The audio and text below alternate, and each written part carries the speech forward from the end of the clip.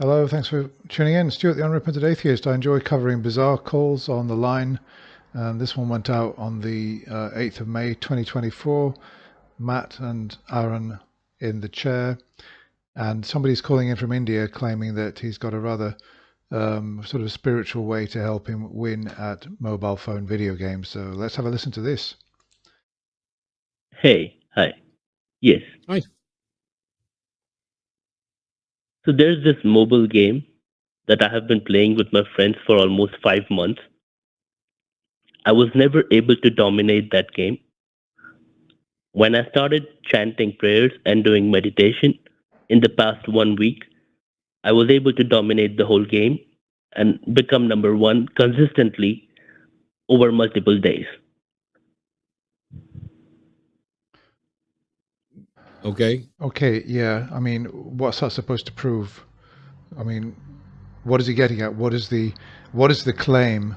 I mean, obviously his claim is that he started meditating and chanting, and he suddenly found after 5 months that he could win on this mobile phone game, and previously he hadn't been able to. So his sudden improvement to the extent that he can now be number one on this game, he is attributing to the chanting and the meditation. Well, that's one claim. But then supposing that one could make that case, what does that then prove? Okay, let's keep going.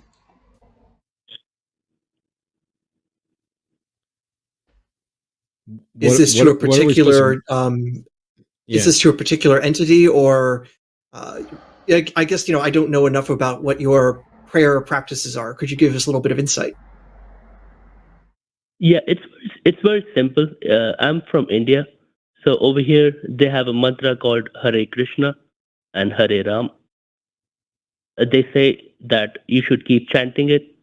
Well, they have those mantras not just there, but they have them here as well. I've seen the Hare Krishnas going around chanting Hare Krishna, Hare Rama. So it's not just in India. We have them here as well. Without any kind of expectation, and then you should proceed with whatever action you want to perform. Okay. What if there were, so what you were like, you got to be what, number one in the world or something at this? No, not number one in the world. No, nothing like that. Okay. But number one, what, on a server or? Yeah, like whenever you're competing. Yeah. What I would really like to see is for somebody like a novice, I mean, somebody like me, a novice at chess. Well, I'm a bit more than a novice, but not much more. To do this chanting and to do this meditation and become a grandmaster. Now that would be impressive. I mean, we're just talking about some silly video game, but if it was something like chess, then I would be interested to test this out.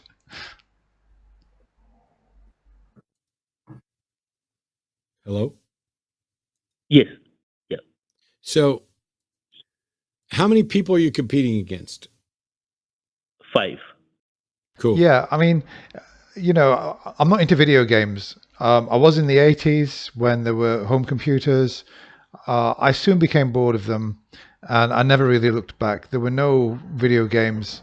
Okay, I was sort of master of the arcades when I was about like 18, 19, 20, misspent youth. But really, since that time, the 80s, I've had no interest in video games whatsoever. I still have no interest in video games. I tried some recently to see if I was missing anything, and it's bam, bam, bam, bam, bam. No, I haven't been missing anything. It's no. Video games are boring, for me anyway. But I mean, the point is, that's why I mentioned chess. Chess is genuinely, a really kind of intellectual, really difficult game. And I would imagine that with video games, it's possible to suddenly crack something, and to suddenly make a big improvement in a short space of time. And he may only be paying, say, half a dozen different people and suddenly found that he could win. It coincided with this thing about the chanting and the meditation. I would think that maybe there's some kind of placebo effect at play there, and it's given him some kind of confidence, like Dumbo's lucky rabbit foot. I don't see that this warrants a long phone call. What happens if all 5 of you do the same chants? Okay, yeah, so Matt's just asked what happens if 5 of you do the same chants. Well, I suppose that would be an interesting test, because one would expect in this case that over a series of games, no one player would have a massive advantage, and it might be if there were four of them, they played 12 games, it might end up three each or something like that, unless one of them is naturally more gifted than the other at this particular game, in which case the advantage taken from the meditation and prayer still might not be equal for each person, because somebody might meditate and chant better than another. It's a really, really difficult thing to test for this. I'm almost surprised Matt asked this question. The match was very cutthroat. That's not at all what I asked. I said, what if all five of you did the exact same chants? Like all five of you were chanting. Whichever soul is in tune will reap the benefits. Yeah, well, that's what I was thinking, that whoever chants the best will, I mean, if his hypothesis is correct and this has any kind of beneficial power in the realm of video games or anything else, then whoever does the best, most effective chanting will presumably gain the advantage. In tune with what, and how can you tell? In tune with the vibration of positive God energy. In tune with the vibration. What's the frequency of God? Is that 47 hertz? Is that 47.8? If you're going to say there's a frequency, I'm going to want a number on that. Yeah, I mean, I would go before that and say, well, demonstrate that there's a God, and then demonstrate that this God has any kind of frequency, and how can we detect it? How do we know what frequency it is? And then demonstrate that your chanting is in tune with this. And how would you demonstrate all that? So unless he's calling in to say, look, this works. I'm a theist, therefore there must be a God. That's his argument for the existence of God. Yeah, so I don't mean any specific frequency. I just mean when you utter sounds, it vibrates in your body. So that creates kind of a auspicious aura.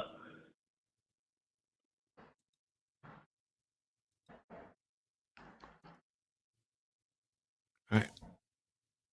Well, I mean, there's such a crazy stack of claims here, and he hasn't even begun to justify any single one of them. He just supposes that they're all true. I don't know. You want to? I'm confused. Yeah, I mean, my question would be, how do you know any of this is true? You're just making lots of claims. You haven't actually proven that any of them are actually true. So let's start at the first one, your belief in the existence of God. Why do you believe a God exists? And then we'll go to the frequency, the game, the chanting, and everything like that. Which God is it? I'm actually confused on a few things. I guess one is if the prayer is that you're supposed to have no expectations, and now you're saying you do this to expect to win, that sounds a little bit like you're forcing the deity to do something it's not necessarily supposed to be doing. Second, of course, if I'm some sort of like master creator of the universe, I got better things to think about. You know, I used to play snooker with somebody a long time ago, 30 years ago, and he had this glove, and he claimed that this glove had magical powers. It was a black glove, and he wore it on the hand that held the cue. And sure enough, it seemed to me that whenever he was playing with this glove, he seemed to be beating me. And yet when he didn't play with it, I was winning. Did that glove have magical powers? I really doubt if that is the case. Was it some kind of a psychological placebo that when he was wearing it, it somehow intimidated me? And when he was, and it gave him confidence when he saw that he was intimidating me. And he used to call this thing the power of the glove. And we went ages before I finally managed to crack this spell and started beating him again, even when he was wearing the glove, because I realized that this was all nonsense, that there was no reason to believe that this glove had any magical powers. So really, he's claiming the same thing, that by his meditating, by his chanting, somehow it's producing magic that is helping him beat his mobile gaming companions. So he's got a long way to go to prove that any of this is anything more than just some kind of psychological placebo. then who's chanting correctly so they win a mobile game amongst their friends. There seem to be other priorities I would want to take care of in this universe before that. So I would also think, could there be other? Okay, I mean, that's fine. Obviously, if there's a god and you could somehow meditate and chant in tune with this god, that he's somehow going to favor you in a mobile game. Yeah, I get what Aaron's saying there, that there are children dying of cancer in cancer wards. Why would a god have any priorities for a video game over something like that? It doesn't really seem to make any sense. But then again, I would say that a lot of religions don't make any sense anyway. Reasons why I'm in the top 5 or the top person in this group of 5. Could it be the other people that you're lined up with just aren't that good this week? Maybe it's yeah, well, obviously, if he's consistently beating them, I presume that he's now consistently beating them to the extent that he can rule out that, oh, they're just having a bad week. So, wow. Case that they're also having a few drinks, and so they're not quite fully focused. Yeah, I know what he's saying. There are other reasons why he might suddenly be winning. Yeah, absolutely. Or it could be the case that by doing the mantras that you're speaking of, that it does just allow you to have focus, and so it's irrelevant whether there's anything supernatural or not. You're just really in tune with winning that game, and you're just in a great state of flow, which I hear sports players and other people get into without needing to invoke. Yeah, absolutely. There are many. I know of many sports stories. There was an ice skater a long time ago who was brilliant, but he kept falling on the jumps until he had some kind of training. Somebody came to him with some positive thinking and mindfulness. He focused on that for 6 months. He did a program, and it was amazing. He could do all the jumps, and he ended up winning the Olympic gold medal. And I've seen this in sports. I've seen it in other disciplines. We have personal trainers with positive thinking. And I think probably it's just another form of positive thinking. It puts you into a positive frame of mind and gives you an edge over your competitors. Hare Krishna or any other sort of particular mantra, deity, or supernatural entity. Yeah, there's a lecture. Okay, so I think the point's well made. However, we're going to go to the end of the call because a bizarre point is made to wrap up the call. Okay, let's see how the call wraps up. You do all these like chanting mantras and everything. You can't start from a place of feeling special. You have to start from a place that you are locked up in a cabin. You are in that hell, and all you got is a book. I'm really confused now, David, because you're suggesting that in order for the chance to be effective, you have to start with the view that you're in hell and all you've got is a book? Yes. What book? Any. You can pick anything. Bible, Quran, anything you like.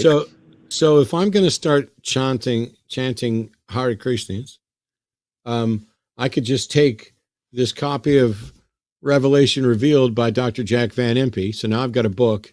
And then if I realize I'm in hell, I don't even know how to realize I'm in hell. What does it mean to be in hell? You're trapped in a place with only that one book by Van Impe. That's what hell is. If you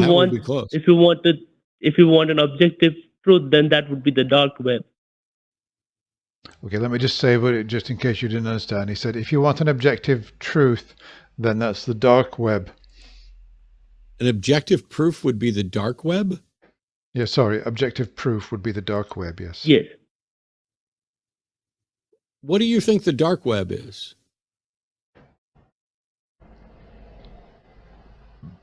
I refer to those videos which only the AI sees and then does not promote anymore.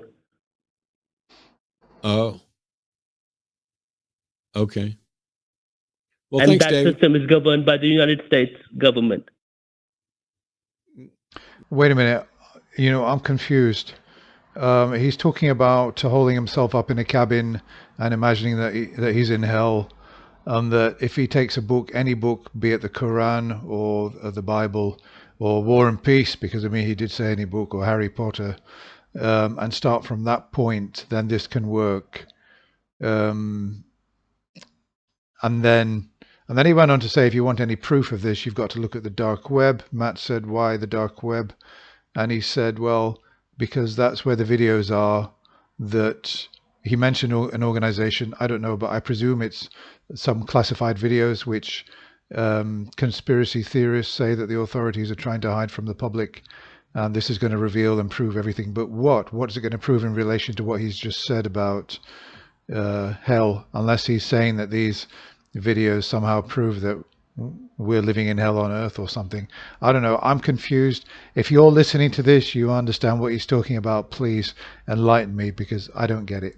Yeah, I'm having a little problem here, David, because I can't possibly take you seriously anymore. And I don't want to sit here and wait and find out if you're just a prank caller waiting to get to the punchline, or if you're serious, because neither one of them really help. So have a good day. Okay, let's just summarize. What do we know about David? Okay, let's presume he does live in India. A, well, I think no. I mean, okay, judging by his accent, I would say maybe he does live in India. So A, he lives in India. B, he plays mobile phone games with people. C, he chants Hare Krishna and Hare Rama, and he meditates. D, he's actually improved a lot in his gameplay on the mobile phone. And where was I? A, B, C, D, E. He frequents the dark web, and he's made claims that there are videos on there that can prove something quite ominous. So I think that's about all I need to know about him for me to make the claim that he's possibly somebody who is maybe lacking in critical thinking skills, is maybe a conspiracy theorist, and is easily persuaded by ideas that he finds attractive. So, okay, well, that's the end. As I said, a bizarre call. It certainly was. Thanks for watching. Bye for now.